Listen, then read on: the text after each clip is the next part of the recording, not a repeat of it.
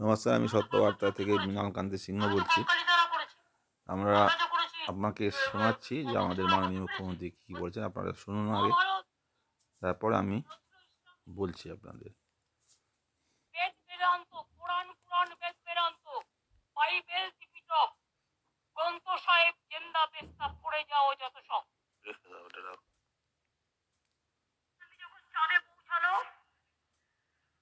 রাকেশকে জিজ্ঞেস করেছিলেন, আমাদের প্রধানমন্ত্রী বঙ্কিমচন্দ্র চট্টোপাধ্যায়কে দাদা বলেছিল।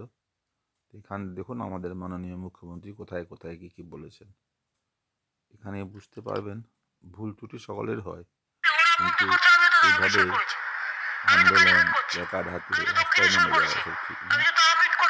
নমস্কার, আপনারা আমার চ্যানেল দেখছেন, লাইক করছেন, সাবস্ক্রাইব করছেন, আপনাদের সকলকে অসংখ্য অসংখ্য ধন্যবাদ।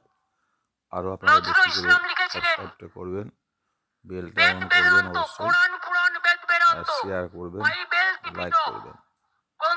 আপনারা সকলে সুস্থ থাকুন এবং ভালো থাকুন, এটাই আমি চাই। আমি আপনাদেরকে আমাদের মুখ্যমন্ত্রী যেসব কথা বলেছেন সেসব আপনাদের তার গলাতেই আপনাদের শুনিয়ে দিলাম। শুনুন উনি কী বলেছেন। আপনারা সকলে ভালো থাকুন, সুস্থ থাকুন। এখানে আমি